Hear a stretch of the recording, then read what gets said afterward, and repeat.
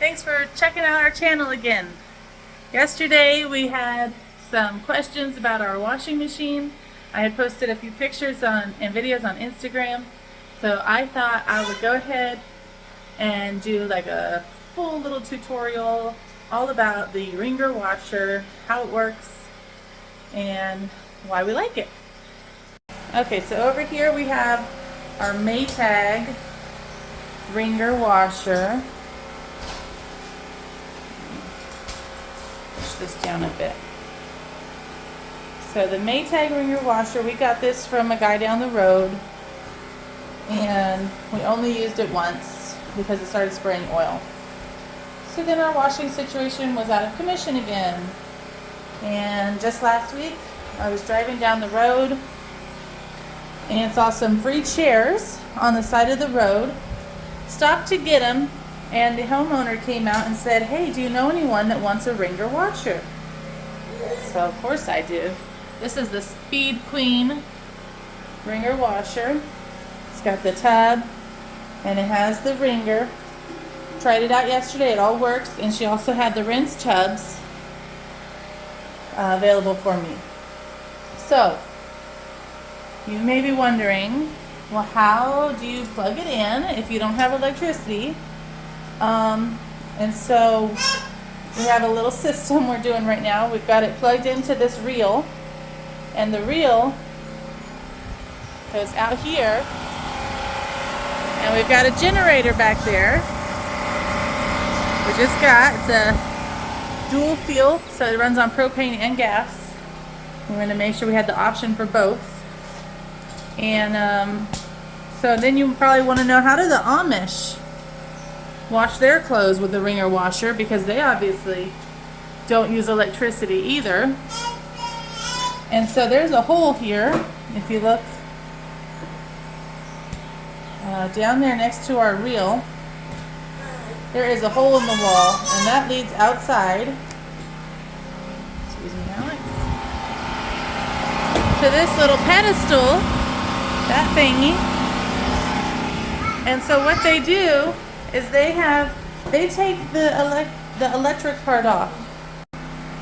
So they change out the electric part, and they put a PTO drive, a motor in it. So their PTO drive is run off of a belt, and it connects outside, and they would have like a little Honda gas engine motor, like a pressure washer motor, out, and they would run it off of that. Alright, so let's go ahead and turn this thing on. I'll show you how it works. I did put hot water in it because I'm going to be doing some laundry. This is about 10 gallons. So to switch, let's see. So to switch it on, we turn it here. I gotta flip this on first.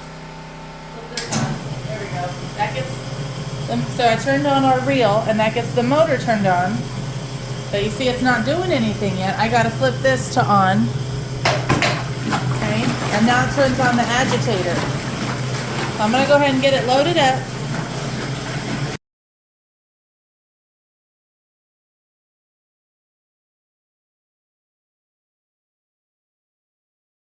Alright, we got the clothes washing, and so you want to leave them in the agitator. I mean, some people say as little as 2 minutes, some people say up to 20 minutes. It really just depends on how soiled and dirty your clothes are. We are a big family. My kids are always dirty, and so I like to do it about 10 minutes or so, just to make sure that they really get clean.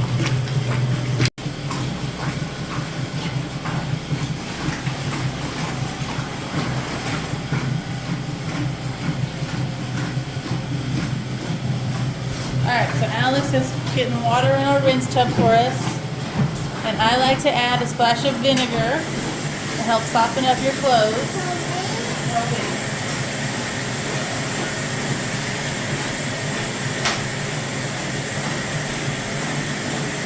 And he's going to put one more bucket in there, and then we will wring it through. Okay, so after your clothes are done agitating, you have a couple of options. You could turn off the agitator. just leave your motor running and wring it out. Or you can keep your clothes agitating if you feel like they need it. Ellie, watch out.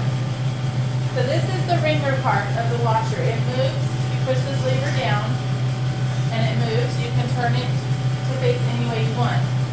Since we are wringing the clothes into the rinse water, we have it over the rinse tub. And then to turn it on, you're going to turn the lever so it's facing you. Like that. Elizabeth, back away. Thank you. Okay, so you pull it towards you to turn it on. The middle is neutral. And then to go the other way, you push it that way. So no matter which side you're on, when you pull it towards you, that's the way that you're going to feed it. Now let's say you get a piece of clothes stuck. If it has a button, your wooden spoon gets stuck. Anything, you push the release button. And it automatically stops it. So if you're going and you push to release, it automatically stops and releases it.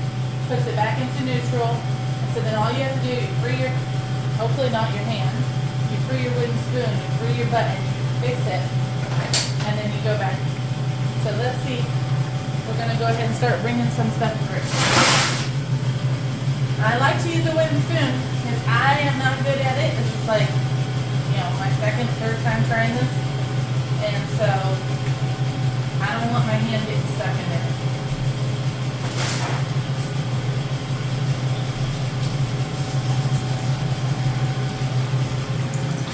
So what you do is you line your clothes up, you let them go through. They're going to come out on the other side and go into the rinse water.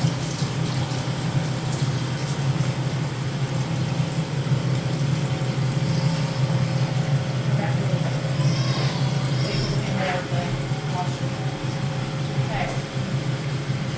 This is basically replacing your spin cycle on your modern washer. It's squeezing all the extra water out. And so you go from washing it, getting it clean with soapy water, bring off all extra soapy water into a rinse tub. And you can do 2 rinse cycles if you want. But if you were doing 2, you would put them into here, get them rinsed out, bring them out again, and put them into your next rinse tub. And typically, you want to add your fabric softener or your vinegar to your last rinse cycle. And so, that's why I added it in this one, because I'm only rinsing once. You just push them into the rinse water. And you can see it's still dirty. It's getting dirty. Maybe I will rinse them twice today. They're so dirty in there.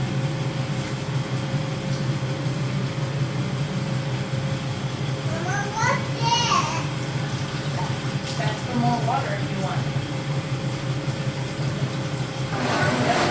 Okay, so let's check.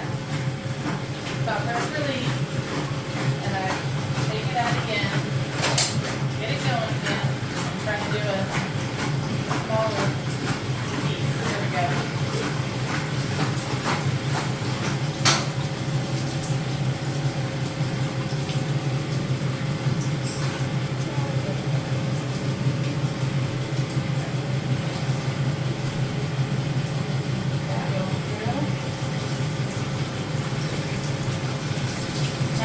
Concrete floor. We have a drain in the middle of the room, so I don't care if the water is dripping. If that's a problem for you, then you just want to line it up more so that your wringer is over the wash tub and the rinse tub. I just have mine at a different angle. Now, if you have a smaller family or you're just washing like your clothes, one person's clothes, you can pretty much do all your week's laundry in one tub. Start with your whites in your hot water, and then you work through, and so by the time everything is done, you'll be left with dirty water, and the water will cool off over time. So if you have colds to wash, then you would, have cold water. But we have 8 people in our house, and live on a farm. Our clothes, I feel like, are exceptionally dirty a lot. So this is like, it was like 1/8 of our laundry basket. And I'm going to dump this water here before I do the next load. And if you have, stained remover stuff that you want to add, whatever you would add to your normal wash cycle, you add it into this big tub. Okay, let's see if we can get one to throw and suck it. Hey, there we go. Switch to socks. Hey, got it. Some people are really good at that and they can do it really fast. I don't know if I'll ever get there. Oops, nope. Got it. Thank you, baby. And got it. Okay, that hasn't been washed yet, so. Alright, I'm going to turn this back to neutral. I got everything out of the tub. And this rinse water is pretty dirty, so I think I'm going to have to do 2 rinses today. Because that is pretty dirty. But what I'm going to do, we only have 1 plug right now. So I'm going to go ahead and drain this guy. And there's a hose on the side of your Wringer. And what you do is you just point that down, and it's going to drain out all your water. And like I said, we have a drain right there in the floor. So all the water is going to go there. But if you're outside, just unhook your hose and point it down, and it'll drain. You'll be left with a dirty old wash tub.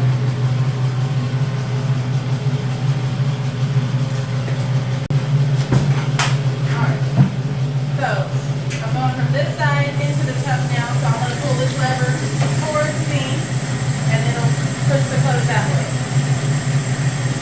So just make sure we get them all rinsed out there. Double rinse on these guys before they get out.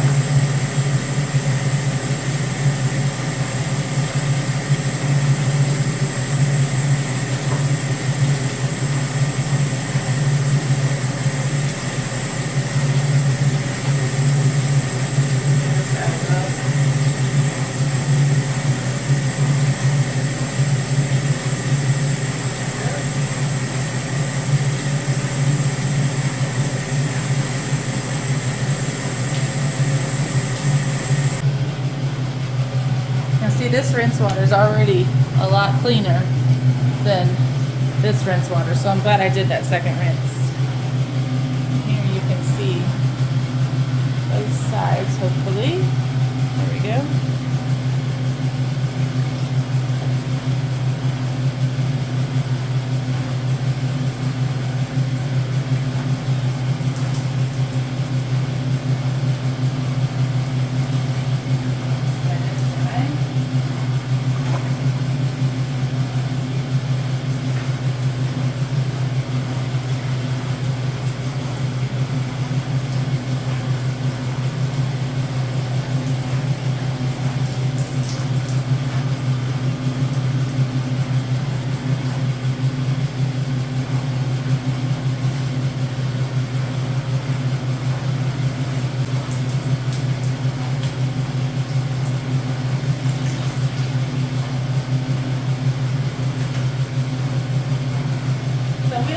Doing laundry like this forever. It's a good solution for now, especially because we're running off of the gas generator out there. We originally tried to run them off of our inverter, off of my car, and the 1,000-watt inverter would not work, so we got a 3,000-watt inverter, and then that's when the other one started spraying oil. So this gas generator seems to be working so far. It's a good solution until we get our wind system up. We're going to get a wind generator system, and then hopefully then we will move to a more modern wash system. But a lot of the modern washers, they've got computer systems in them and whatnot, and they usually, some of them will have trouble running off of off-grid systems. So I know that LG makes one that's supposed to work good, and so when we get to that point, I'll research it more and see which ones are really recommended. But I don't mind doing this.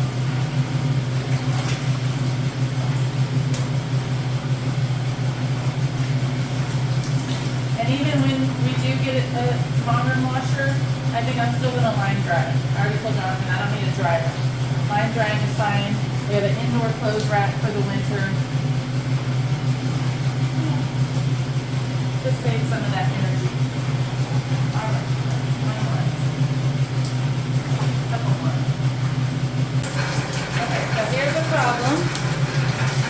See what it's doing? It ate my sock. So, show you up close. We push to release, and then I can just get my sock back. And then I'm going to go ahead and start it again. There we go.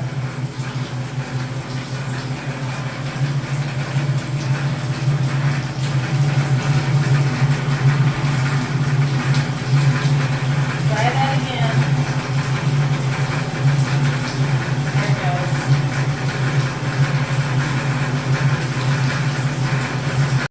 Okay guys, so that is my first load. I'm going to take these out to line dry. I'm going to turn this off. So how I turn the whole machine off is just right here on my little reel. And then it's off.